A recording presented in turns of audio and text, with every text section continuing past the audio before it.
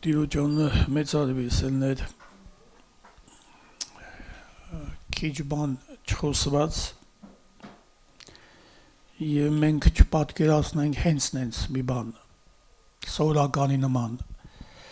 սովորական օր չկա մեզ համար նշանակալից է ամեն խոսքը երևույթը դեպքը դիպվածը որ մեր կյանքում մեզի հետ պատահում է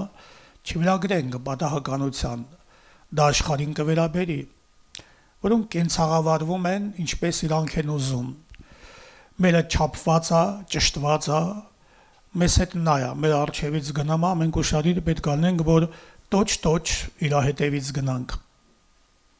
իր կամքի հետևորդը լինենք ես մեջս մի քանի բան կա վերաբերող այսօր հոգսերին մի չարիք կա որ այսօր գնալով հառաչանում է փաթաթվում է քրիստոնյաների վրա եւ սա գնալով ավելին եւ շատերը համարում են նորմալ երևույթ դե հիմա աշխարհի մեջ ենք տունա տեղը ընտանիքա դե պետք է գործենք բայց Տերը սահմանա դնում Տերը կանգնեցնում է հիշեք այս համարը որ Սուրբ Գիրքն ասում է Տերը ասեց շատ բան պետք չի մարդային ասես դու շատ բանի տագնապած ես մեկ բան է պետք Տերը մեզ համար հոգ կնե իսկ կավակսամ ես ուզում եմ կարդամ Սերնացանի առակը սելներ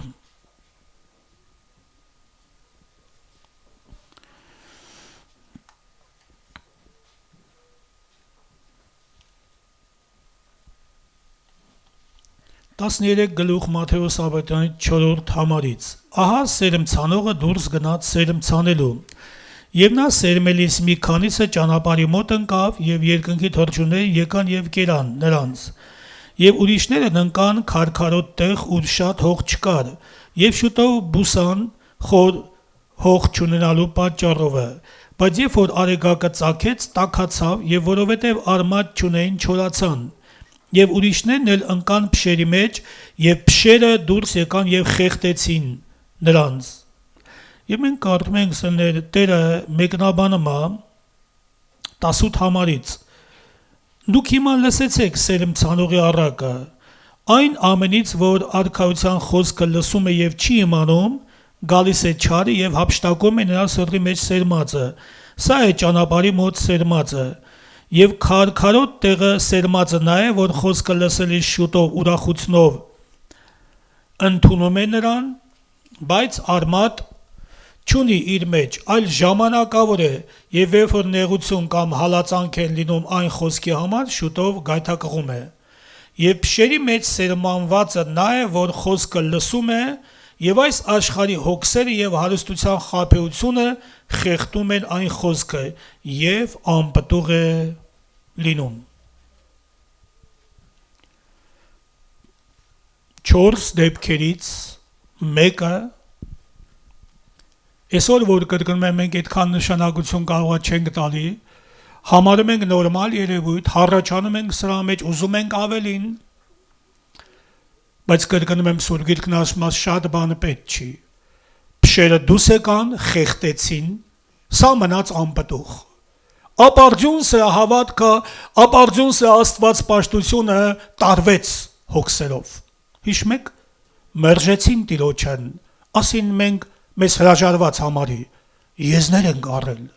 մկին ենք առել, արդ ենք առել, բարկացավ տանտերը, և Տերն ասեց իմ ճաշի համից սրանք չեն առնելու, ավելին իրանց հոգսերի, կարիքների, ծրագրերի, նպատակների ինչպես մարգարեն ասում է, ամեկը ձեր տան համար վազ եք տալիս, բայց իմ տունս ավերակ է, Եվ կոչ անում Սուրբ Հոգին թե այդ ինչ անենք տունը սարքենք այն ժամանակ նա կհաճի կհավանի Մենք կարդում ենք Սաղմոսի մեջ Տիրոջ խոսքը այսպես ասում 54 Սաղմոս 22 համարը Քո հոգսն Աստծոյի վրա գցիր եւ նա խնամ կանի քեզ նա թող չի տալ որ արդարը հավիտյան շարժվի Քո հոգսը Աստծո վրա գցի Մենք գիտենք որ մեկն ունենք մեզ համար հոգս անում Ինչ ասում Աստվածաշունչը Ոչ մի բանի համար հոգ մեկ անի ձեր ուզած աղոթքով ինձի հայտնի արեք։ Ինչ կարանք մեր հոգս անելով մեր հասակի վրա մի կանգուն կարանք ավելացնենք, կարանք պակսեցնենք, ոչ, բայց որ գցենք Աստծոյի վրա, բայց որ հուսանք նրան, ապավինենք նրան, մենք կարդում ենք, չէ, Տիրոջն խոսքի մեջը նաև զգուշացնում է Աստվածաշունչը, ասում է, չլինի թե ձեզ սրտերը կերոխումով տարվեն, եւ այդ օրը այսինքն մեր վրա հասնի գողի նման։ Մենք կարդում ենք Մատթեոս ավետարանիչ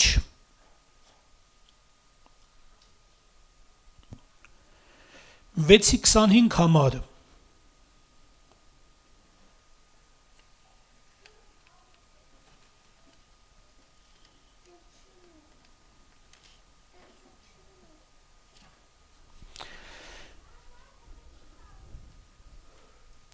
համարից սրա համար ասում եմ ձեզ, հոգս մի անեք ձեր կյանքի համար, թե ինչ պիտի ուտեք եւ ինչ պիտի խմեք, եւ ոչ ձեր մարմնի համար, թե ինչ պիտի հագնեք, չէ որ կյանքը ավելի է կերակուրիցը եւ մարմինը հագուստիցը։ Մտիկ արեք երկնքի թռչուններին, որ չեն սերում եւ ոչ էլ հնձում, եւ ոչ ամբարների մեջ ժողվում, եւ ձեր երկնավոր հայրը կերակուրում է նրանց, չէ որ դուք նրանցից ավելի լավ եք։ Հիմա ձեզանից ով կարող է հոգս անելով իր հասակի վրա մեկ կանգուն ավելացնել, եւ հագուստի համար ինչ եք հոգս անում, մտիկ արեք դաշտի շուշաներին, թե ինչպես են մեծանում, ոչ ջանք են անում, ոչ մանում, բայց ասում եմ ձեզ, թե Սողոմոնն էլ իր բոլոր փառքի մեջ նրանց մեկի նման չհագավ, իսկ թե որ դաշտի խոտը, որ այսօր կա, եւ էգուց փուրն է գցվում, Աստված այնպես է հագցնում, չէ որ շատ ավելի ձեզ թերահավատներ, ուրեմն հոգս մի անեք ասելով, թե ինչ պիտի ուտեք կամ ինչ պիտի խմեք, կամ ինչ պիտի հագնեք, որտեվ այս բաները հեթանոսներն են խնդրում, որտեվ ձեր երկնավոր հայրը գիտե, որ այն ամենը պետք է ձեզ, սակայն առած Աստծոյ արքայությունը եւ նա արդարությունը խնդրեցեք, եւ այդ ամենը կտրվի ձեզ։ Ուրեմն էգուցվան համար հոգս մի անեք, որովհետև էգուցվա օրն իր համար հոգս կանե, օրվա համար բավական է իր նեղությունը։ Ձեր երկնավոր հայրը գիտի ձեզ ինչա պետք։ Մեզ մնում է մեկ բան, Սուրբ Գիրքն ասում է, փնտրեք երկնքի արքայությունը, նրա արդարությունը։ Ով իր ծախսով Սուրբ Գիրքն ասում է զինվորություն կանի։ Մենք գիտենք, որ եթե դաշտի շուշաններին կարդացինք Տերը հագցնում է, էլ ավելի մեծ թերահավատներ, այնպես Աստված կազմակերպել, որ օրը իր համար հոգ կանե։ Պետք չի, որ մենք նստենք այսօր եւ հոգս անենք մարդկայնորեն եւ մտածենք, թե ինչա մեզ հետ, ինչա ոչ, մենք պետքա ուղակի հանձնվենք Տիրոջը։ Ոտքի վրա գանք սերներ։